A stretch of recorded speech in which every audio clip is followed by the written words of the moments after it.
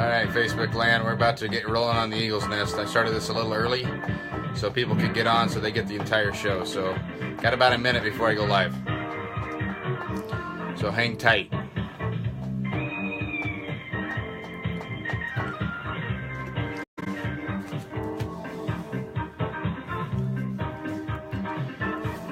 Holy cow, I already got people on. What's going on, Crystal? What's happening, Carlos? Started a little early here. We're getting ready to start the Eagles Nest, so just hang tight real quick, and as soon as I get the intro, then I'll get going.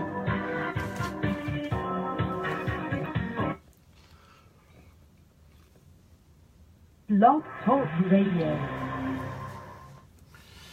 All right, welcome to another edition of the Eagles Nest. This is your host, Sherman Tank, and I am here every Monday night from 6 p.m. Pacific time, which is 9 p.m. Eastern time. I'm out here on the West Coast, so we get started a little later than everybody out there on the East Coast. So tonight's topic, and I'm going to ask everybody to call in later tonight because I want to get some opinions on on what your thoughts are on the Bill of Rights. So our subject tonight is who drops the ball when people have mental health problems and end up committing crimes like we've seen in Florida, crimes like we've seen in other school shootings and other mass shootings and stuff like that. Who drops the ball? Why does that happen all the time? I've had a couple discussions with one of my good friends that's in law enforcement and getting his perspective on how that happens. And it's kind of shocking how he says, things do fall through the cracks. And it's not the policing, and it's not the medical part of it. It's the politicians and the judges and so forth and so on. So I'm going to give you some laws that you can look up if you want to. And it just give you some insight onto how things are rocking and rolling. Hold on one second. All right, I should be back. Sorry about that. I was receiving a phone call. One of the things that that's interesting to know is, like, if you get on a 5150, which is a mental health issue, okay, and say that you get picked up by the police, you get caught saying you're crazy, whatever. One of the things that happens is you can be held up to 72 hours, but if it's a minor infraction, you can be released within an hour. So that right there alone can be an issue as far as people getting in and out. If they get caught for 5150, what kind of state of mind are they in whenever they get out? So if it ends up being like a domestic type thing where a couple ends up having a problem and the wife's claiming that the husband's crazy or vice versa, they can go to jail. They can be held up to 72 hours, but sometimes in some instances they get out in an hour. Now, what happens whenever they get out in an hour? What happens to them after that? The police can only hold you for so long. It's written in law. There is nothing in there stating, but it's ultimately up to the judge to make the decision on, let you go or keep you. So the police can only hold you for 72 hours. Depends on, what the circumstance was. Now, one thing that we've been talking about a lot recently since this Florida shooting is, what happens? Okay, say you get caught doing something you shouldn't be doing. Say you're running around with a gun, you shouldn't be running around with a gun. You get busted. They can seize that gun, but they cannot go to your house and take what's at your house because that becomes a Fourth Amendment issue, unless they have proof that you've done something with the guns in your home. They cannot come to your home and search it. That becomes illegal search and seizure. Again, that becomes a Fourth Amendment problem. And this is coming straight from an officer. So these are guys that are out in the field and they've run across this kind of stuff. So that's one of the things that's pretty important to know. So what this show is about tonight is to know your rights. Okay, if you get busted for something stupid, crazy, whatever, and say you're out in the street and you do something crazy, the gun that you have with you, if you have one on you, it can be confiscated. That is in the laws, and unfortunately, We may not think that they're constitutional, but if they are a law and they were put in the books, it is a constitutional thing. Now, it may not be constitutional by federal means, but each state has their own constitution that they adopt. Okay, just to make sure that you're clear on that. Now, some of the states don't necessarily adopt federal constitutional laws, but at the same time, that's how everything works. Each state has their own constitution, and that's what usually the officers end up abiding by. Now, the federal constitution from Washington, D.C., and what our forefathers wrote, okay, that's a whole different thing. But just so you know that each state does have its own constitution.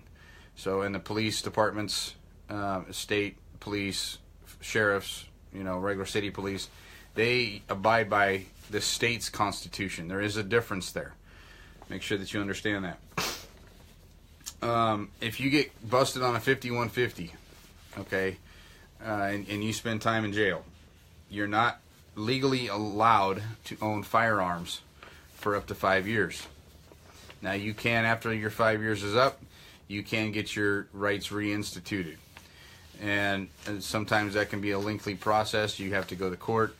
A lot of times you don't have to go to court. It depends on the state that you live in. A 5150 is a mental health issue, so just so that we're clear on that. One of the things that, again, that becomes a court issue.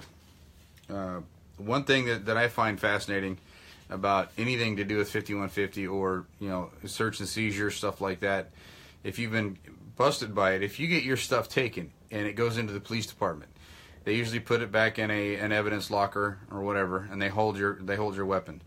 Okay, in California, anybody can come in and say, "Oh, he's a danger to somebody." They can come and request your weapons. They can hold them up to 30 days, and then they have to either give them back or you go to your court date, and they find whether or not you're competent enough to keep them. To me, that's unconstitutional, because unless you've done something with those weapons or unless you've done physical harm to somebody, that should never be an issue. Okay, yes, a 5150 is the evaluation, 5250 is a mental health. But a 5150, if you get put in there for the evaluation, Dean, they can come and take your guns until that evaluation is finished and until you have been seen fit whether or not you can own them or not. And people that are listening in, I'm actually doing a Facebook Live so that people can see me. I have a lot of people that listen that way as well as call in, so just so that you understand that. One other thing too, if you do get your stuff seized, if they take it and it becomes property of their evidence locker, they do charge you a fee, just so you know that. Okay, it's like a storage fee, and they can it's a 30-day minimum, and it's up to 5 years. And I'm not sure he wasn't sure what the fees were for that at this time. He's going to get back to me on that. But they can charge you, and depending on how long it's in there, they can charge you a fee. It's kind of like a fine. Again, this comes back to another amendment, in the Constitution, and it's the Eighth Amendment. And the Eighth Amendment states that excessive bail shall not be required, nor excessive fines imposed, nor cruel or unusual punishment inflicted. Well, that right there, to me, would be breaking the Eighth Amendment. Okay, you're charging someone an excessive fine. You're making someone pay probably more than what the weapon is worth to get it back out. To me, that's an excessive fine. There's all kinds of different things. We've seen different instances where shooters were identified to local law enforcement and federal law enforcement, and they slipped through the cracks and they end up going out and shooting. We just found out, I believe, I think it was today or yesterday, that the shooter that shot up the Florida nightclub, his dad worked for the FBI. I believe, I'm not sure if he worked directly for them or he was an informant or what, but they knew of him. Okay, they had close ties to the guy. Now, there's people that are going to be upset about what I'm saying here, and that's fine. You know what? I'm going by facts, things that I know, things that are coming from the officer that I spoke to and that I actually rode around with. So there's a lot of Fourth Amendment issues, and a lot of that stuff, it's the Fourth Amendment basically says that you have the right to be secure in your possessions and your property. So anytime a law enforcement officer can take your stuff, now it becomes a Fourth Amendment issue. Same thing with the judges. Same thing with the courts, things like that. So that's where the thing happens. Now also you have the problem where with the mental health. Okay, your doctor's records or your medical records are supposed to be sealed. No one's supposed to see those. It's supposed to be a doctor-patient privilege to where they're the only ones that can see your medical records. So, I don't know if they're looking at trying to open that stuff up. I'm not sure how the courts find that stuff unless, they're breaking that. I don't know. But, what it looks like to me is it looks like the left or the Democrats, because they've been in power more in the last 20 years than the Republicans have kind of screwed themselves on this issue. Because if you take all the things that they've put in place, the privacy laws, all this kind of stuff, now the Republicans are trying to do the right thing, and they're trying to make sure that the people that don't have that do have mental illness aren't allowed to have the weapons that can go out and do this kind of stuff.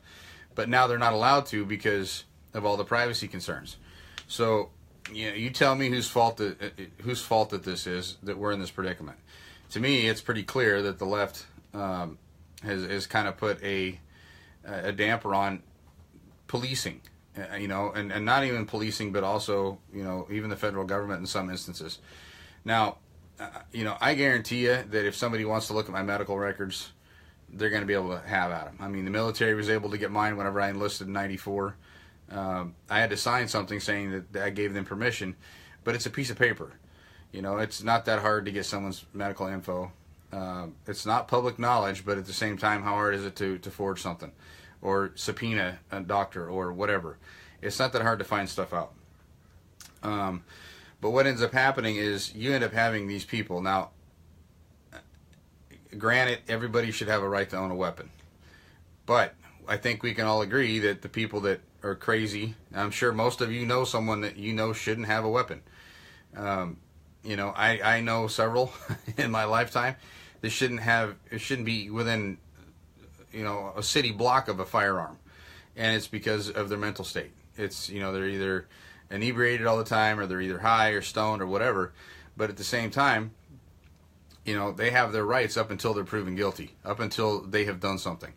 So we have to make sure that those rights are not violated, and the stuff that these kids are talking about from Florida, this march that we just had, everything that they're screaming and hollering about is violating our Second Amendment right.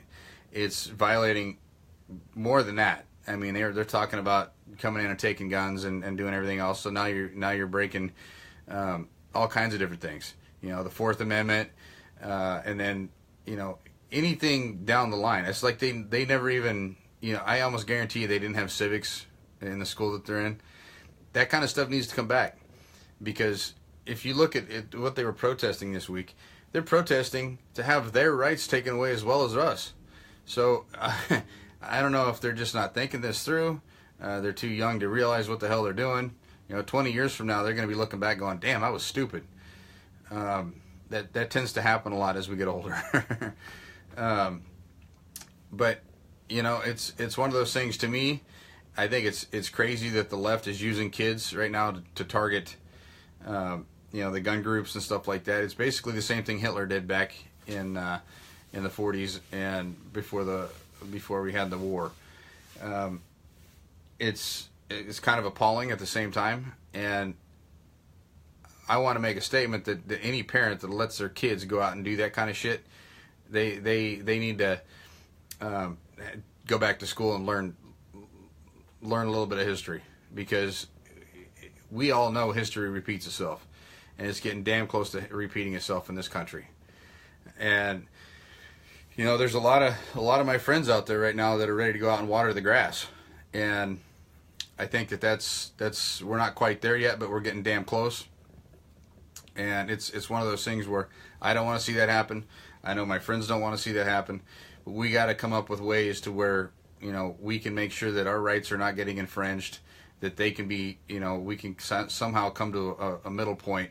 The problem is we've given up so much in this country already. Okay, the people on the right have given up at least the last 8 years, if not the last 12 or 16. We have gone through and we have given up all kinds of things. We've given up our privacy. Obviously, Facebook is in a big heap of trouble right now with all the with them giving out all the personal information. So that's just now starting to happen. We're starting to hear about that, and it's never going to go the way we want it to go unless we stand up and we say something. So the right or the conservative side of the aisle has this tendency, we wait too long sometimes, and we've waited entirely too long for this. We should have been out there screaming and hollering and everything else. We sat back too long after Trump got elected, and we didn't take the fight back to the other side. We've allowed them to come up, rise up, and make all kinds of accusations against us and all kinds of different things, and we have done nothing but sit there and complain about it and hit them back on Facebook and social media. We need to get out there in the streets. We need to get out there in their faces. We don't need to beat them down, but we need to get out there and we need to have intelligent arguments and do a lot of education to get these idiots to understand that they are basically trying to repeat history. And history, even if it's being repeated, usually has the same outcome. That's the thing that they don't seem to understand, is eventually they may get something for a little while, but eventually, if you look at the war with Hitler, they took everything out, and guess what? We ended up having a huge, we ended up going into Germany and we kicked their asses. So what's going to happen if everybody gets their guns taken away here? Guess what happens? We get invaded. Another country comes in here and tries to rule us. That can't happen. We can't let that happen. We can't even entertain that idea. That's one reason we don't get invaded, is because we have guns here, and they know it. We're one of the only established countries left that still have the right to bear arms and still have that freedom. We ain't going to give that up for nothing. So, well, I said earlier at the top of the show that I was going to let more people call in tonight. I want to discuss the Bill of Rights. I have it right here, just so everybody knows. And I do that for my own purposes because once in a while my brain slips, and I need to make sure I remember which one's which. I obviously know the first two and the fourth. So some of the other ones, I know what they are, but I get confused on what number they are, so bear with me on that. I am going to give you the number and let you call in, and we can discuss it. I want to know what your favorite Bill of Rights is. Which one is your favorite one? Is it the Second Amendment? I'm going to guess most people are going to say the Second Amendment. But we also got to have, we also need to know, the First Amendment ranks right up there with the second one. So if we didn't have the First Amendment, I wouldn't be doing this radio show. So with that, I'm going to give you the number. The number is 845-241-9930. And once you dial that number, hit a 1 after that, and it'll go to my producer, and she can put you through. Again, it's 1-845-241-9930, and dial a 1. And I'll sit here and I'll wait to see who our first caller is going to be.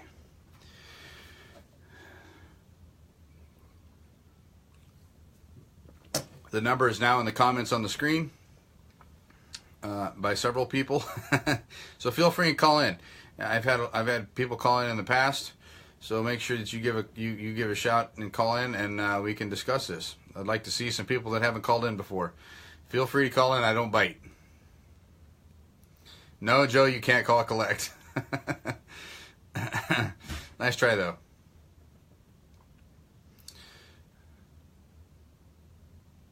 It's nice to see everybody on. Looks like we got about 40 people. So out of 40 people, we should have someone calling in any second now. Yeah, Sean, it is trying times, buddy. Hope everybody had a great weekend. I spent the weekend going out and doing some room clearing exercises with some great people.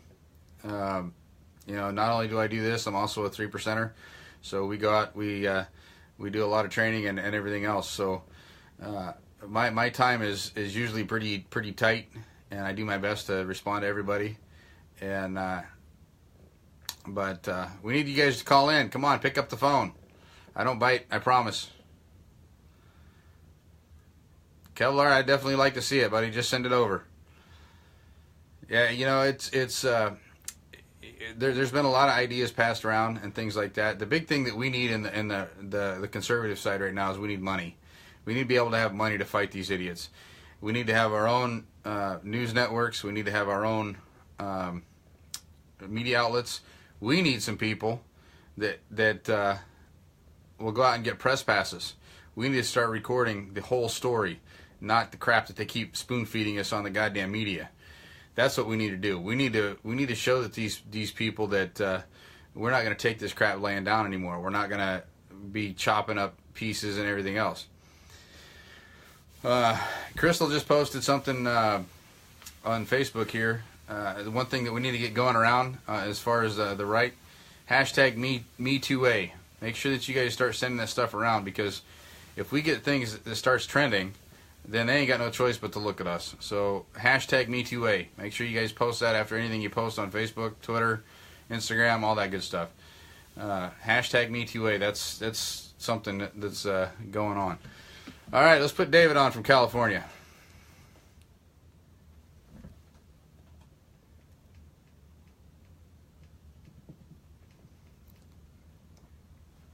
Hello?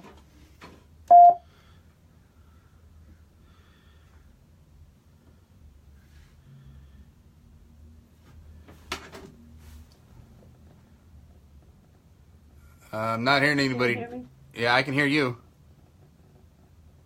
Okay, hang on. You have David. Okay. Hello? Hey, Pink, how's it going? This is David. Hey, how you doing? Doing wonderful, man. Enjoying this beautiful California weather. About time, huh? Yeah. Yeah. So tell me, which, Oh, out of the Bill of Rights, which amendment do you like the most? it would have to be the First Amendment, directly followed by the Second Amendment. And those two go hand in hand, because without one, you can't have the other. Amen to that. Well, you know, I've always said that the First Amendment gives us our right to do what I'm doing, and it gives us our right to say whatever we want to say to the people who either offend us. It also gives us our right to, you know, nobody can shut you down with the First Amendment in place. And it looks like the left is trying to shut that down as well as the Second. Yeah, for me, it all goes back to, if you're out in the middle of the woods, all by yourself, what rights do you have? And all 10 of them. But, you know, nobody's going to stop you from saying what you want to say. And if you're out in the middle of the woods and you're confronted by wolves, what are you going to do to survive? Amen. And that's where we get our Second Amendment. Yeah, and you know, the Second Amendment, So, the left likes to scream and holler about the Second Amendment being for hunting. Last I knew that the Second absolutely Amendment not. the Second Amendment was how we won the war, right? Exactly. We went up against a tyrannical government that tried to take away from us what was given to us by our Creator.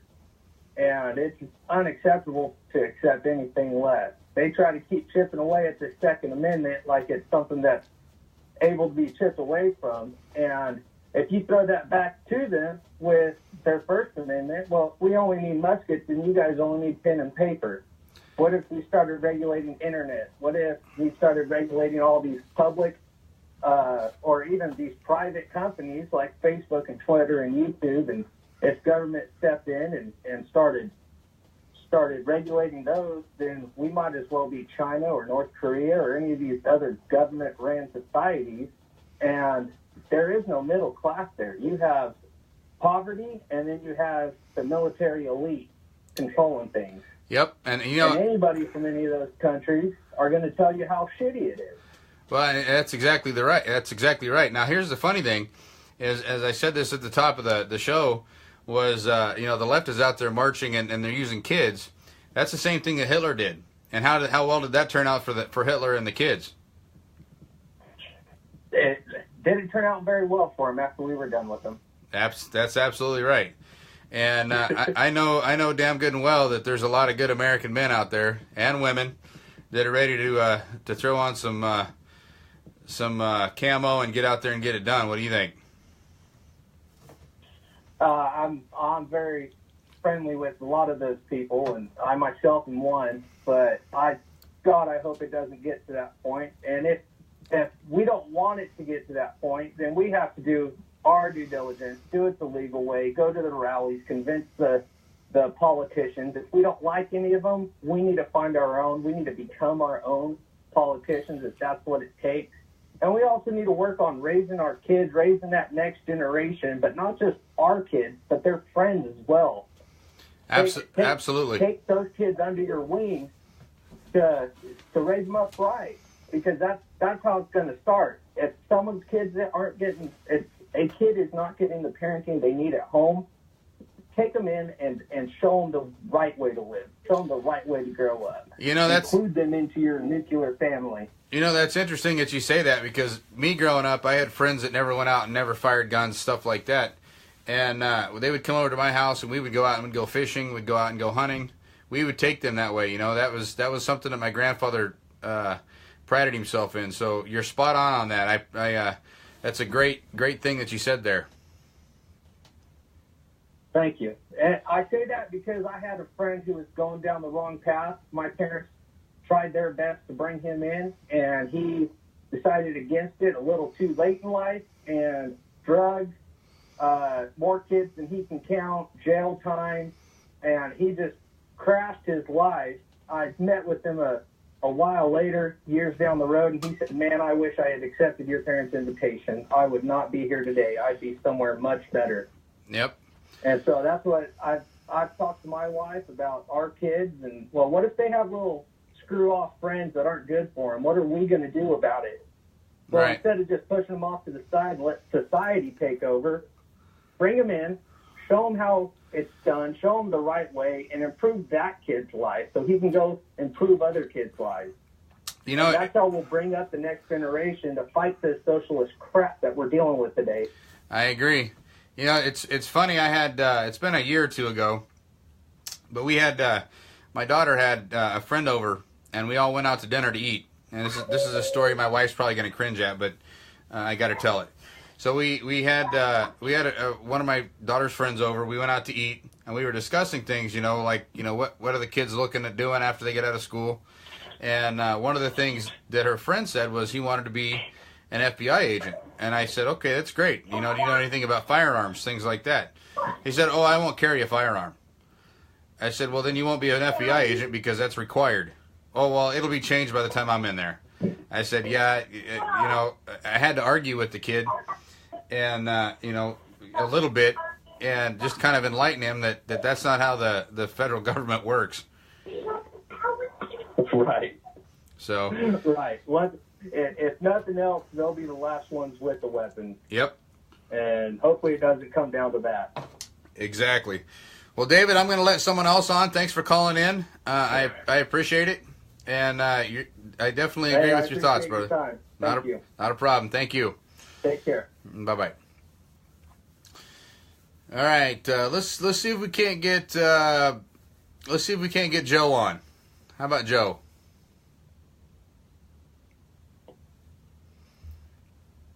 Is Joe still there?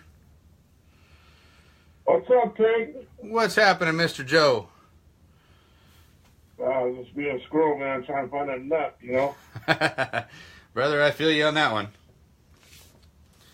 Yeah. So what's we need to bind together, man. We're getting too late in this progress, man. Yeah. Second Amendment. Yeah, I feel you there. We've set back a little too long and let them get a little too far ahead, huh? Exactly, man. We need to start making some noise. Either put up or shut up. I feel you. We got a lot of guys out there that are waiting a little too long, and they're not ready to sacrifice. And we gotta figure out a way to motivate them, or either leave them alone. You know what I mean? So, when we start letting high school kids start correcting our Second Amendment, there's something wrong. I agree, especially when half of them can't even own a weapon. That's right. I mean, if they want to change that law from 18 to 21 to buy a firearm, what about voting? Maybe we should change that as well. I agree. You know, the thing is, though, is even if we were to do that, it's going to take getting guys like us, me and you, in our communities to get out there and get in some kind of position to where we can dictate that. Well, You ready to it is go? what it is, man. But I'm gonna let you go. I got to roll, man. But I just want to shout out to you. All right, man. You're doing a good job, man. Appreciate you every day. All right, I appreciate it, Joe. Thanks All right, for calling bye-bye. in, brother. All right, bye-bye. All right. All right, how about Judy? Let's get Judy on. Chris Hill, I see you're watching. Why don't you give us a call in? That'd be a good show right there, me and Chris. We missed out on each other a couple days ago. Judy, are you on? Hey, Sherman. What's happening? Not much. What's going on with you? Oh, you know, the same old, same old. Like Joe said, it's just a squirrel trying to find a nut. Oh, geez. That's from an old-time song. I wanted to say, I think my favorite amendment is the first one. Because if we use the first one wisely, we never have to worry about the second one being taken away. Or any of the other ones. That's a very good point. You know, we sit here as a patriot community, and we're the first ones to bitch and moan and groan when things aren't going our way on a federal level.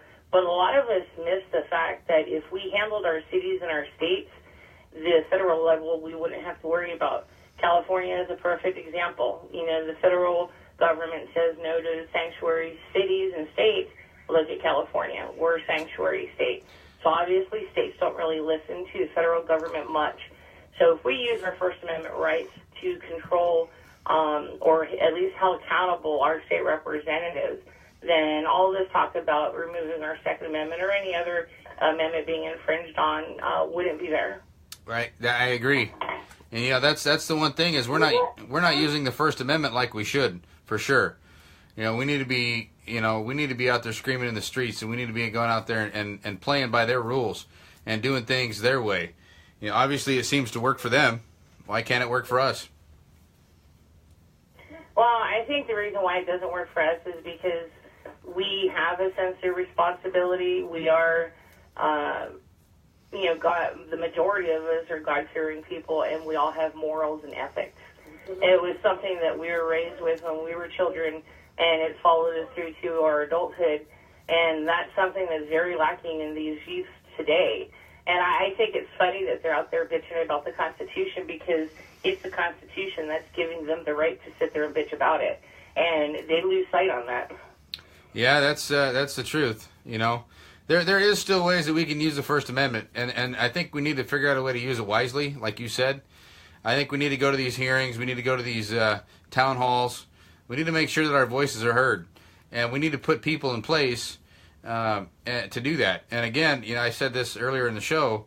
We need to start working on getting guys in there with press passes, because if we can get in there and show the whole story rather than the snippets of shit that the mainstream media is showing right now, we can turn the tide quite a bit. And that's the big thing is we don't have any conservative news organizations on our side. Why the hell can't we start one? I know there's guys out there with money.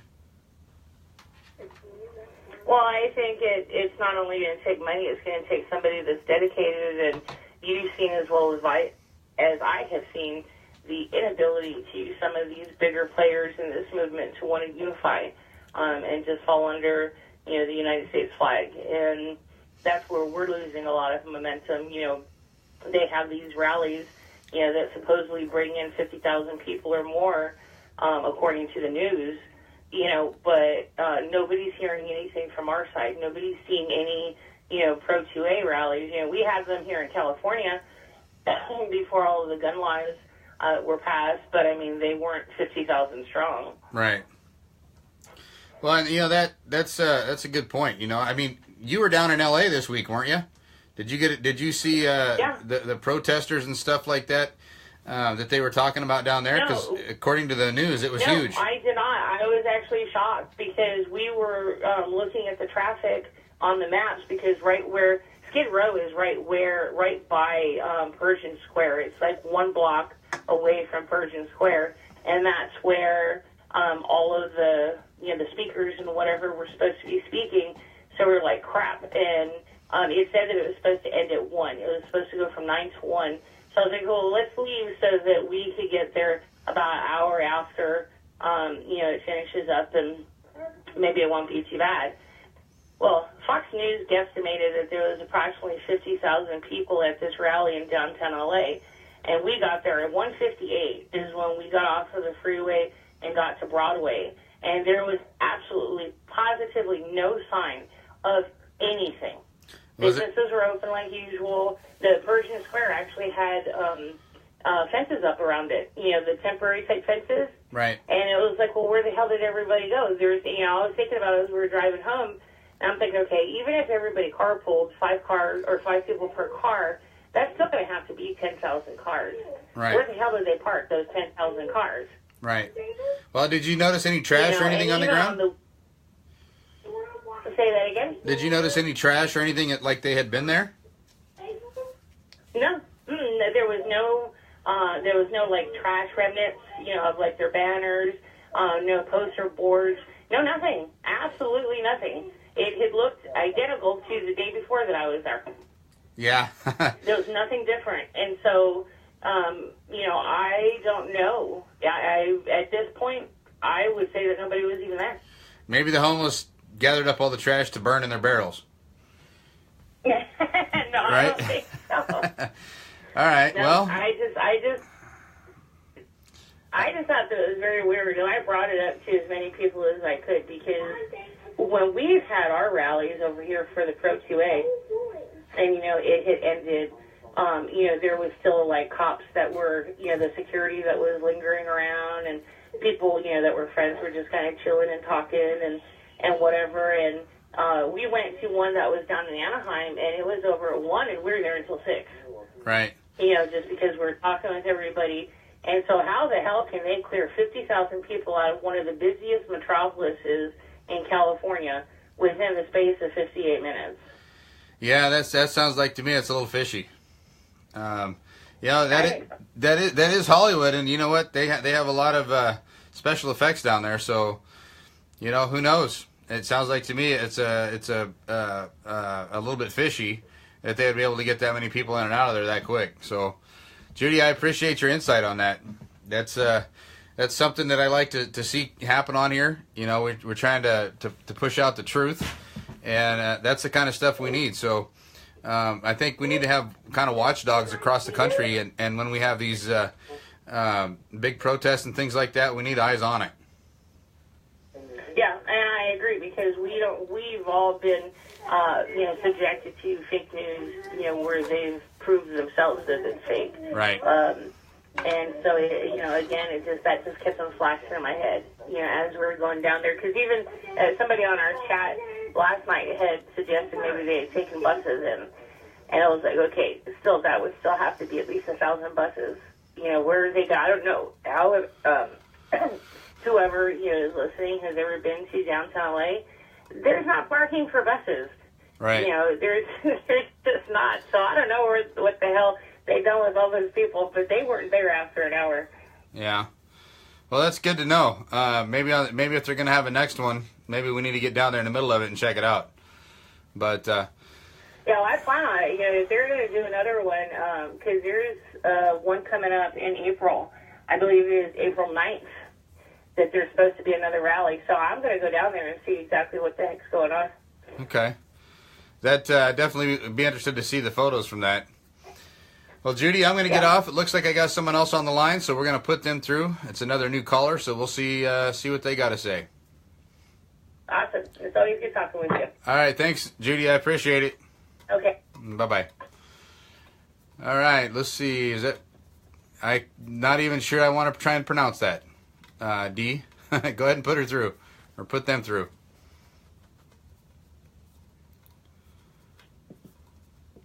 Hello? You're on the air. Hello. Hello. Who am I speaking with? Yeah, how are you? It's Bianchi. I'm calling from the Midwest. How are you doing today? I'm doing great. How about yourself? I'm doing fine. Listening to your conversation, and these anti-gun, the demonstrations that you're seeing are actually we know they're being funded by the people on the left. Yep, I think I agree with you on that. Now, I'm black. I openly say that I supported and voted for Donald Trump. And I voted for him because of his issues. And the reciprocal right to carry across the nation is something that I would like to see come about, plus some other things. Amen to that. But right now, I'm going to tell you, and I'm also a lifetime member of the NRA, and my grandson carried out their Eddie Eagle gun safety program in some inner city schools in the St. Louis area. Good. But, there are about 40 to 44 African-American gun clubs in this country. And the National African-American Gun Association has over 20,000 members. Great. That needs to be a reach out to get those people involved in our counter demonstrations. You know what? You know what's going to happen? The first thing that they're going to say, well, this is an all-white group, and they're racist, and they're hateful, and so on, so on, so on. But if you have, and there are blacks who are very, very strong Second Amendment. Yep, I agree. If you had you know what I'm talking about. You had a counter demonstration which is just as, what do you want to call it, diverse, and right. What they're trying to see. One of the things that they use as their ploy, they always throw that one race card down on the table, and they say that Trump has no black in his cabinet, or there's no blacks that show up at Trump's rally. Well, when blacks show up, or when blacks identify, they get ostracized wherever they are. If they have jobs, if they're working in a school, they get ostracized like you wouldn't know. Oh, I understand. Surprised. The blacks that call me all sorts of names, I don't really give a damn. I completely understand it, and I can see that. Yeah. So at this point in time, if we want to save the Second Amendment, if we want to save our rights, we don't want to be caught up in these things with these studies like they did with automobiles and making automobiles safe. Well, a gun is not an automobile. And I mean, what are you going to do? Put a shock absorbing barrel like you did with the steering columns on cars? Right. Yeah. So at this point in time, organizations like the NRA is nothing more than an advocacy group, or advocacy organization that advocates for gun rights for gun owners and those who want to protect the Second Amendment. That's what they are. Yep. Like any other lobbying group that you see up on the Hill. I agree 100%. I agree 100% with you. And I'm going to ask you. I'm going to ask you to do me a favor. Okay. Do you follow me on Facebook at all? No, I don't. Okay. Can I get you to do me a favor? Because I want to talk to you after the show. I want to chat with you if possible. My name on Facebook is D Sherman Tank, and exactly what you're talking about is what we've been trying to have happen. Is we want to be able to reach out to the other different groups and stuff out there. Okay, one of the things that I've done is I've reached out to the Pink Pistols out here in California, right? They're right. an LGBTQ group that's pro-gun, and I have a really good relationship with them. And I want to get more relationships built with other groups across the country, whether it be African-American, whether it be even Asian, whatever it takes, and get that coalition going, because we're going to need each other. Well, at this point in time in history, we do, I'm telling you. And if we truly love, our Bill of Rights, I love this country. Even though the history that my people have had to go through, this still, to me, is the best country on earth. And I want to protect what we have. But we have to we have to be more assertive and more visual. And everybody that's for, the right of the Second Amendment need to be doing counter demonstration. I mean, the same thing with the taking down the Confederate, quote unquote, U.S. Army, U.S. soldiers that happen to have fought in the Confederate War. That there is deplorable also. Yeah, they were U.S. soldiers. Yep, I agree. Now, let me make a suggestion. You might want to, too. Like in Parkland, the people in Parkland, in that school district, was not accountable. If they had a plan in place that was supposed to prevent what happened, then they should have made sure that that plan was being acted on.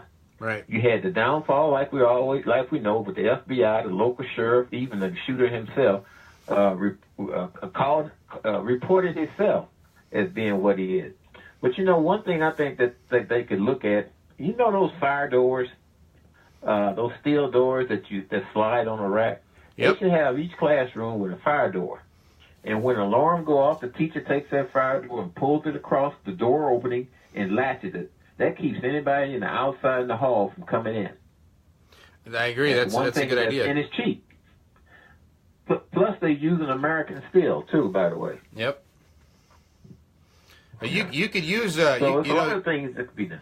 You could use AR-500 steel. That stuff's not that. It's a little pricey for plate, but it'd be basically bulletproof.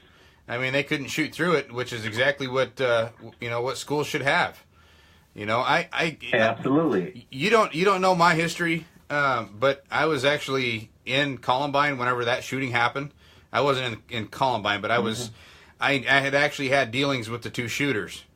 I work in a bowling center, and I had sold bowling pins to those two kids for target practice. So that kind of hits home for me, the school shooting type thing.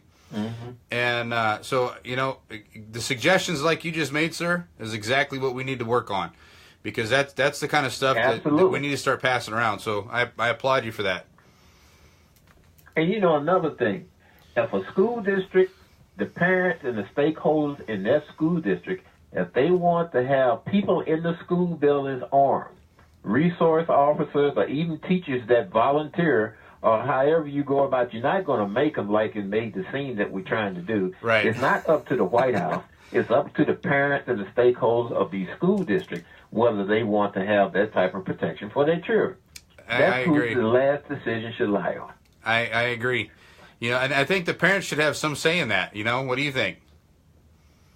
Oh, yes, they should. Look at Texas. Texas have over 100 schools districts out of 1,000 and some odd that allow that they have people in the school building that's armed. You may not know who they are, but they're armed. I think they need to have sentries outside the buildings or towers with people with AR-15. It's one thing about a shooter.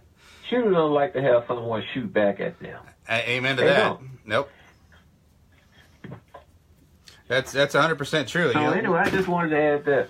Yeah, I just wanted to contribute that to your show, and I'll look you up on Facebook and indulge in conversation that can, get more people, especially, like I mentioned before, these African American gun clubs. I think if you just reached out to them, and they all over the country. You got some out there in California and Texas, especially on the East Coast. But this is something we may not agree on a lot of other things, right? But this is something here that I think that we need to work as Americans in order to protect our liberties that we have. Well, and I think it's going to take guys like you and me, to sit down and brainstorm that stuff together. And for us, okay, for a lot of the groups that I'm involved in, we need to be able to maybe have that icebreaker, you know what I mean? That person that can help us break the ice. Because if I were to go in and say get into this club, they're going to look at me and they're like, man, you're in the wrong damn neighborhood. And I understand. You know what I mean? Yeah, I'm not going to go in. I'm not going to go into Oakland and go, hey, you want to be part of my group? And you'd be surprised the number of blacks that's already a member of the NRA. Oh, I. But they just don't. They're just not vocal with it. Hey, I took a picture of my my lifetime membership card, and I will post it in my post on Facebook to let people know that I'm just not talking. I am a member of this organization because of. And here's another thing. Here just recently when you had all these businesses come out and say that they're not going to honor discounts for NRA members. Wasn't Right. it just a slap in the face? Oh yeah, and it happens way too routinely anymore. And I hate to do this, but I was going into a Walgreens. Some Girl Scouts were selling some cookies. They had their adult was with them. And I said, "Ma'am, look, I'm sorry, but the discounts I used to receive by using my NRA card, I don't have that extra money anymore. I can't buy your cookies. I'm Right. sorry." Well, and that's the thing too, is they don't understand that. We have to find a way to kind of normalize the country. Right now, we're so polarized that we need to figure out a way to kind of bring it back to the middle again. Everything's so far right and so far left that there's no middle anymore. Where did that go? So I think on the Second Amendment issue, I think me and you can work together on that, and maybe you can give me some names of some groups. And I have some people out in the Midwest. I have them out in the East, and they would love to be able to reach out and talk to some of those guys.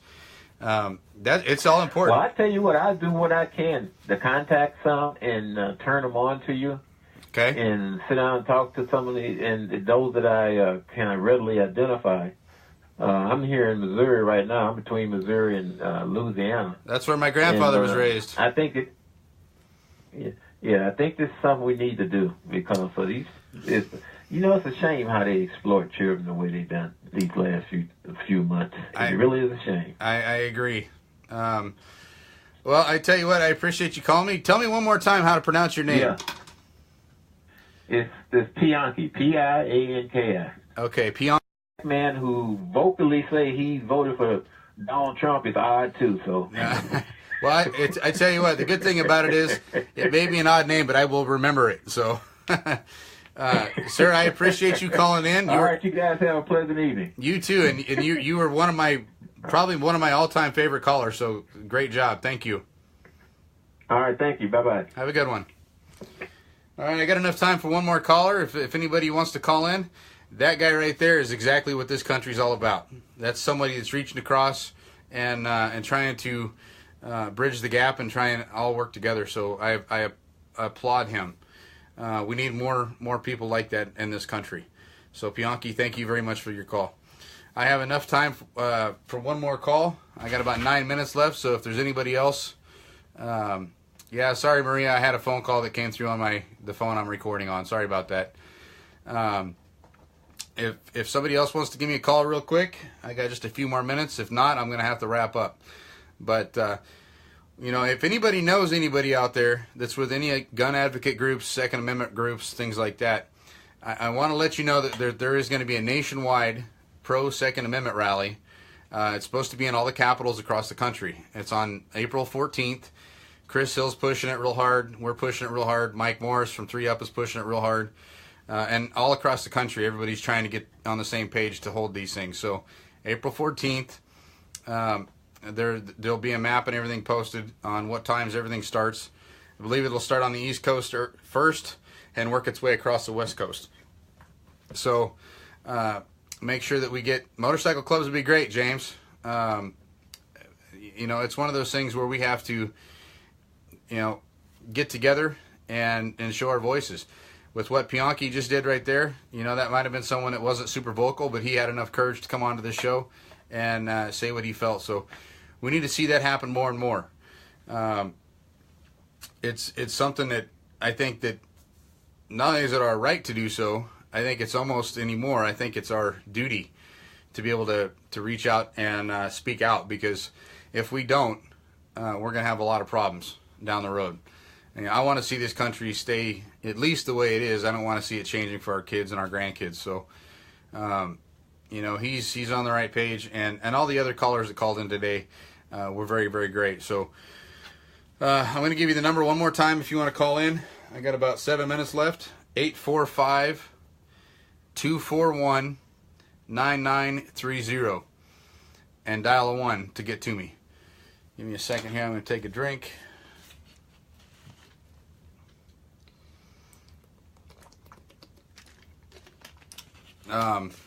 So for the people in California, the three uppers or the 3%ers here in California, there's going to be a meeting, and I'm not going to give you the date or the time. or even where it's at. But there's a meeting that's taking place in this state to do some planning, and it's basically how we're going to push back against all this gun grabbing stuff and things like that that's going on in the country. We're gonna do our part here in California, and I suggest that everybody in all the other states do the same thing. Yeah, let's go ahead and put Aaron on from Boots on the Ground. How's it going, Brother Tank? What's going on, Aaron? How you doing, buddy? Oh, hanging in there. Just got done making dinner and doing the thing, I feel you. About that time, isn't it? Yeah. Hey, man. A lot of things that people aren't realizing is how much we are headed towards a Nazi type of environment. That's what it's looking like, isn't it? My mom grew up in Nazi Germany, and she told me all about the brown shirts. And it's like brown shirts are Antifa, and the red bloc was the black bloc, and all this propaganda that's being put out. Hitler surrounded himself by children after he took away all the guns from the people. Yeah, I agree. And then people ended up either being shot dead, gassed, whatever. My mom was in a concentration camp.